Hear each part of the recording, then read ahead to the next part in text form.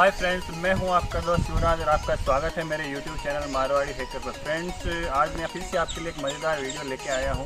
Friends, आपने body spray का इस्तेमाल परफ्यूम के तौर पर तो काफ़ी किया होगा, लेकिन आप सोच भी नहीं सकते हम इस बॉडी स्प्रे से और भी क्या क्या कर सकते हैं। आज फिर मैं इसी आपको एक्सपेरिमेंट करके दिखाऊँगा और देखेंगे ये एक्सपेरिमेंट काम करता है या नहीं। चलिए फील्ड में चलते हैं।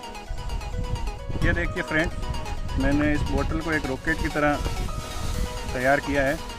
ये सिर्फ एक काली बोतल है और इसके ढक्कन पे मैंने सिर्फ एक होल किया है और बाकी इसमें कुछ भी नहीं है। एक पेपर का मैंने इसको थोड़ा लुकिंग अच्छा देने के लिए पेपर का कवर ऊपर लगाया है मिसाइल के लिए। चलिए देखते हैं इससे क्या कर सकते हैं। स्प्रे हम इसके अंदर स्प्रे कर रहे हैं।